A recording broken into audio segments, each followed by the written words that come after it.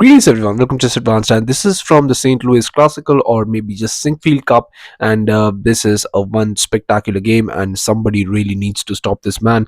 This man has been playing spectacular chess, and he's not willing to stop in time soon. He won the Grenke Chess Classic, he won the freestyle, he even won the St. Louis Rapid and Blitz, and now he has his eyes set on the classical tournament as well in the Sinquefield Cup because this he is playing spectacular chess, and I'm talking about none other than Levon Aronian. He's winning every tournament, and I mean his confidence is rising and rising and rising, and you have no idea how high it could go. And with the white pieces, we have Abdusattorov. So let's see what Levon has in store for him. Abdusattorov goes for d4. We have e6, c4, and knight to f6. We go into the Indian game.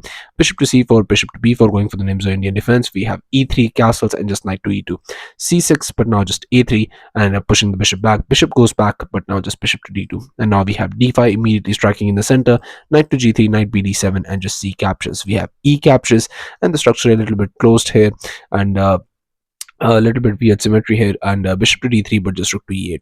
Now I think it would be better if you just castle, and Abdusattorov agrees. We have bishop back to c7, and this bishop is absolutely strong. If this knight ever moves, that diagonal is going to be very much useful here. Queen to c2, but now just knight back to f8. You're going to remaneuver the knight here via g6 or going for this e6, but now just comes this f3, and h5 was played, but now just comes this rook a to e1, h4, but now just knight back to h1, and pieces look a lot crammed here, especially because you have to play this f3, and a move like f4 is a bit too much, because you don't want to play something like that against Levon. Levon is just going to absolutely crush you, and it looks scary, but it works. There is no issue. This position has been played many times, and it was even reached in St. Louis.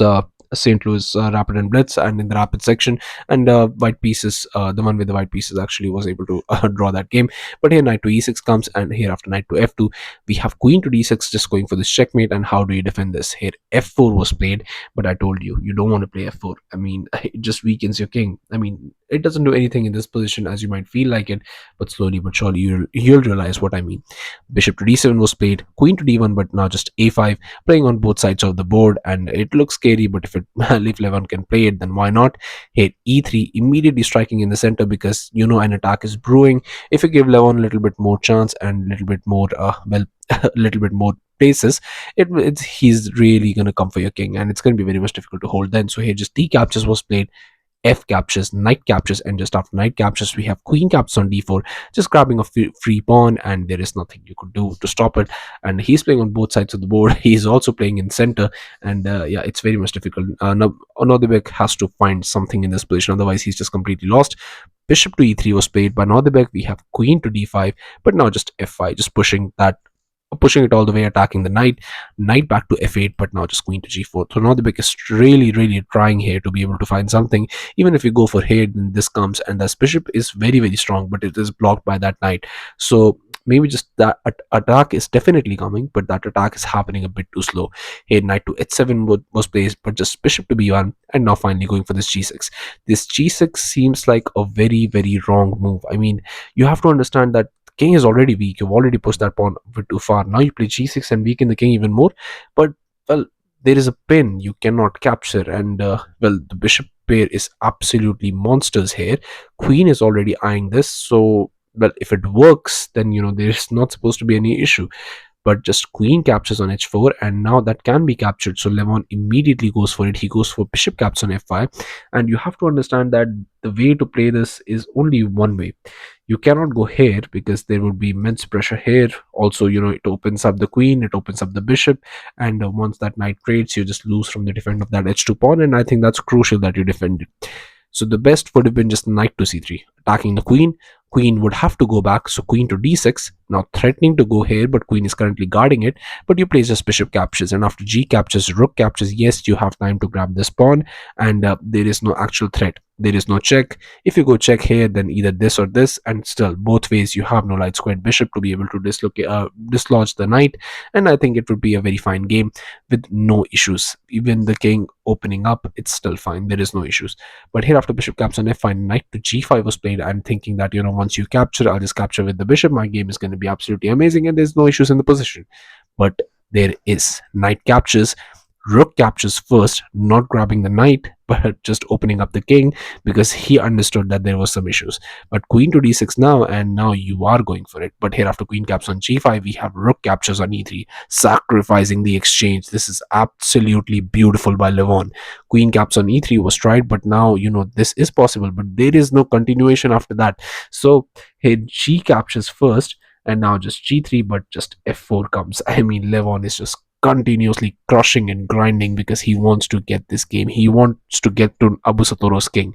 Here, g caps on f4 was played, queen to h6, but now just king to h1. Bishop caps on f4, and here again you have to be very much careful. The only forcing way to get a draw in this position is queen to g1 check.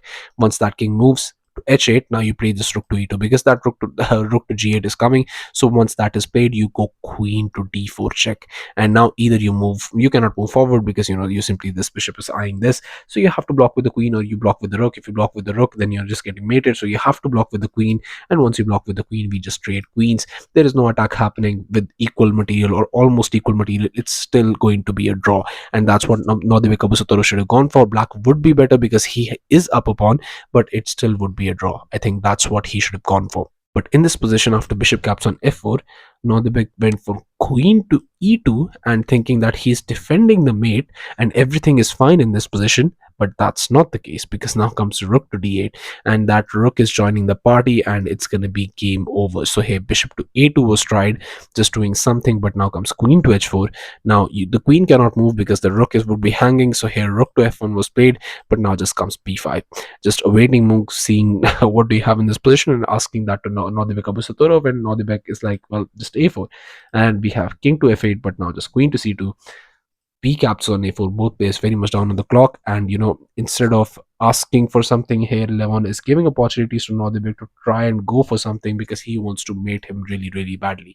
Queen to c5 check, but now just rook blocks, queen to c2, rook to f6, and again going for all of this. Here, just rook to f2, he thought everything was fine, but now comes the killer blow.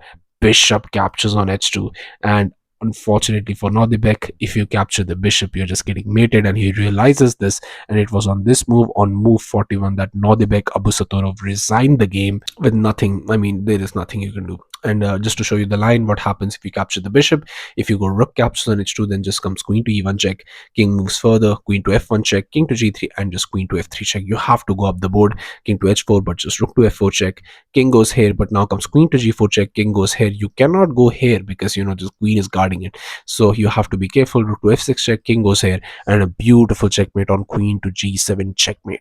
So yeah, Nodirbek realizes that, and after this, I mean, there was no stopping Levon, and yeah, Levon got this spectacular victory in just 41 moves against Nodirbek. I mean, he's playing a wizard-like chess. I mean, there is no stopping this man. He's absolutely playing spectacular chess, and I mean, he's crushing everyone, and it's a joy to watch, honestly. So yeah, thank you all for watching. I'll be coming back with games like these, so stay tuned to the channel, and it will help you stay updated. And well, I'll be seeing you guys very, very soon. Thank you for watching.